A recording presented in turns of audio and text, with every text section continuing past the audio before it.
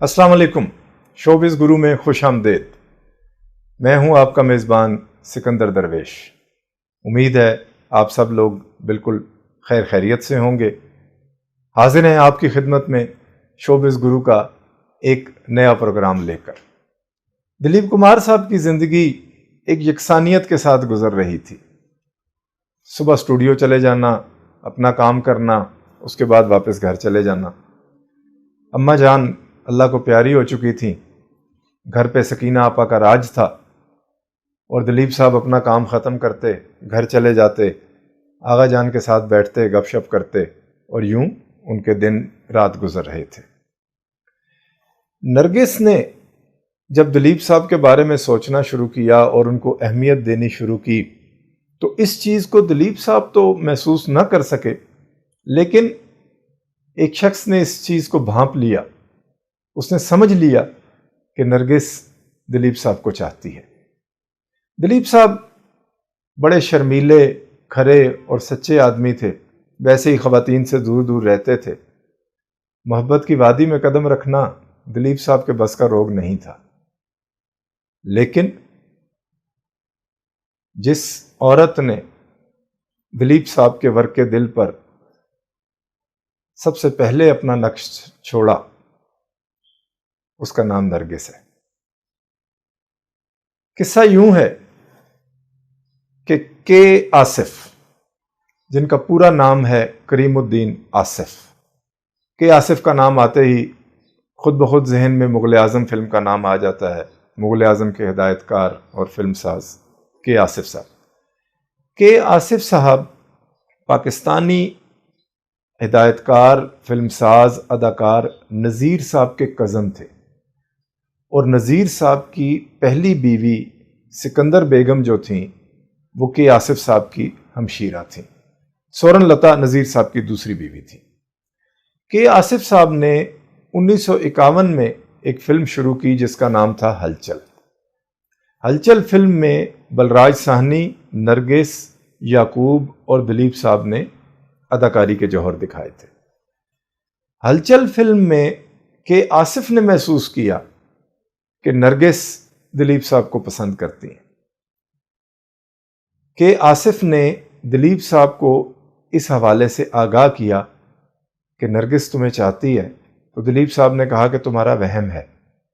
नरगिस घुल मिल कर काम करने वाली अदाकारा है और उसकी आदतें ऐसी हैं कि वो सबके साथ खुश अखलाकी से पेश आती है, हंसकर बात करती है, और तुम उसे ये समझ बैठे हो कि नरगिस मुझे पसंद करती है या मुझे चाहती है, तो ये तुम्हारी गलत फहमी है।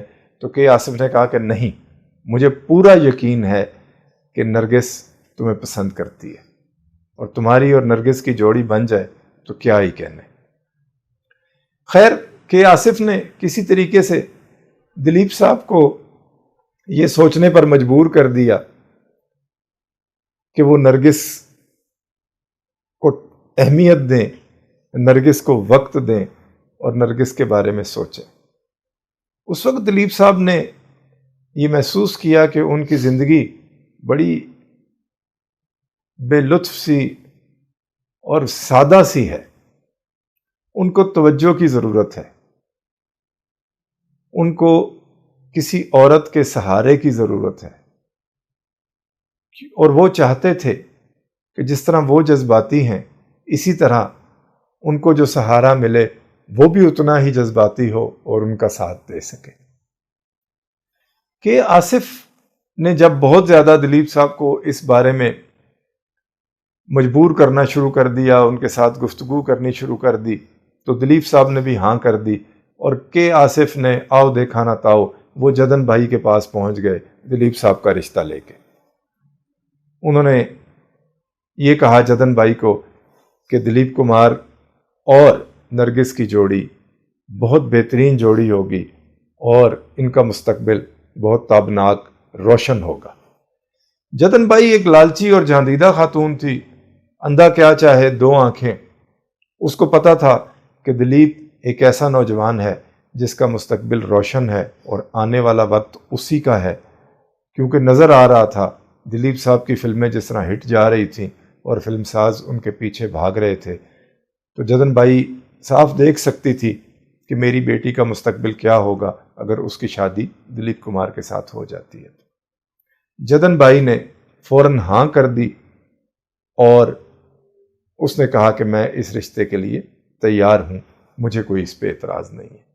دلیپ کمار اور نرگس ایک دوسرے کے قریب آنے لگے کہ آصف صاحب، جن کو فلم انڈسٹری میں آصف دھانسو کے نام سے بھی پکارا جاتا تھا، انہوں نے جان بوجھ کر شوٹنگز کے دوران نرگس کو اور دلیپ صاحب کو علیحدہ بٹھانا شروع کر دیا، ان کو ایسے مواقع فراہم کرنے شروع کر دیے کہ وہ ایک دوسرے کی کمپنی کو انجوائے کریں، ساتھ بیٹھیں، گفت و شنید کریں، ایک دوسرے کو سمجھیں۔ کہ آصف صاحب کی یہ سر توڑ کوشش تھی کہ دلیپ صاحب کی شادی نرگس سے ہو جائے اور یہ بڑا ہی کامیاب فلمی جوڑا ثابت ہو سکتے ہیں۔ اب کہتے ہیں چاند چڑھتا ہے تو دنیا دیکھتی ہے، یہ خبر بھی آہستہ آہستہ پھیلنا شروع ہو گئی، اور جب یہ خبر دشمنوں تک پہنچی تو ان کے سینوں پر سانپ لوٹ گئے، انہوں نے اپنی چالیں چلنا شروع کر دیں، اور راج کپور نے جدن بائی کو اور نرگس کو سبز باغ دکھانا شروع کر دیے، نرگس پر ڈورے ڈالنے شروع کر دیے۔ دلیپ صاحب ان تمام معاملات سے بے خبر تھے، کیونکہ 12 بہن بھائیوں کا کنبہ تھا، آغا جان کی ذمہ داری اس کے علاوہ تھی، وہ اپنے معاملات کو سدھارنے میں لگے ہوئے تھے۔ ادھر راج کپور اور باقی جو مخالف لابی تھی، جو مخالف قوتیں تھیں، وہ اپنا کام کرنے میں لگی ہوئی تھیں۔ انہوں نے سب سے پہلے جدن بائی کو قابو کیا۔ اس میں کوئی شک نہیں کہ دولت کے حوالے سے راج کپور صاحب دلیپ صاحب سے کہیں زیادہ آگے تھے۔ راج کپور، یا آپ یوں کہہ لیں کہ کپور فیملی جو تھی وہ بہت دولت مند تھی، اس کے مقابلے میں دلیپ صاحب کی حیثیت اتنی زیادہ نہیں تھی اس وقت، لیکن ایک تابناک مستقبل تھا جو دلیپ صاحب کا منتظر تھا۔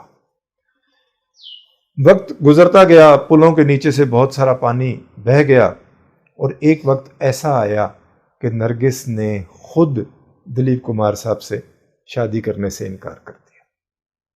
یہ فاصلے کیسے بڑھے، یہ خلیج کیوں کر بیچ میں حائل ہو گئی، اس بارے میں دلیپ صاحب کو کچھ خبر نہیں تھی۔ صرف بعد میں یہ خبر سامنے آئی، یہ چیزیں سامنے آئیں، یہ پتہ چلا کہ جناب یہ سارا کیا کرایا جو تھا یہ راج کپور صاحب کا تھا۔ راج کپور صاحب نے نرگس کو کسی طریقے سے قابو کیا، اور وہ دلیپ صاحب سے دور ہوتی گئیں اور راج کپور کے نزدیک ہوتی گئیں، اور جدن بائی کا بھی اس میں اتنا ہی کردار تھا جتنا کہ راج کپور کا تھا۔ نرگس کی دوری سے دلیپ صاحب کو بہت گہری جذباتی چوٹ لگی۔ یہ ایک پہلا بڑا جھٹکا تھا جو دلیپ صاحب نے برداشت کیا، اور اس کا اثر دلیپ صاحب پر یہ ہوا کہ انہوں نے دوستوں کی محفلوں کو چھوڑ دیا، زیادہ تر وقت وہ اپنا تنہائی میں گزارنے لگے، کبھی گھر پہ ہوتے، کبھی کہیں اور چلے جاتے، ملنا ملانا ترک کر دیا، اور اس بات کا انہوں نے بہت زیادہ اثر لیا، کیونکہ وہ ایک سیدھے سادے انسان تھے، مکر و فریب ان کو آتے نہیں تھے۔ جب کہ آصف نے ان کو مجبور کیا اس بات پر، تو وہ دل کی گہرائیوں سے راضی ہو گئے اس بات کے لیے کہ ٹھیک ہے، نرگس سے میں شادی کروں گا، اور وہ نرگس کو اپنے جیون ساتھی کے طور پر دیکھنے لگے۔ انہوں نے اپنے فلموں میں یا باقی کاموں میں بھی دلچسپی لینی چھوڑ دی، اور ایک وقت ایسا آیا کہ دلیپ صاحب جو ہیں وہ لوگوں سے کترانے لگے، اور اس سچویشن کو، اس ساری صورتحال کو ہماری ہندکو زبان میں ایک مائیا ہے، وہ میں آپ کے سامنے گنگنا کر آپ کو بتاتا ہوں، جس سے آپ کو صورتحال کو سمجھنے میں بڑی مدد ملے گی۔ اس مائیے کے بول ہیں: کوئی پینگ درے کانال، مایا پینگ درے کانال،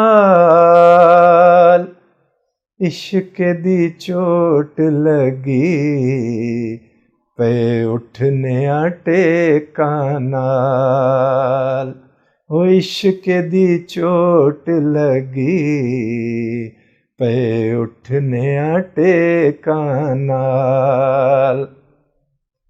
ساتھیو، آج کا پروگرام ہم یہیں پہ ختم کرتے ہیں۔ اس کے بعد کے حالات انشاءاللہ ہم آپ کو اگلے پروگرام میں بتائیں گے۔ خوش رہیے، خوشیاں بانٹیے۔ اللہ حافظ۔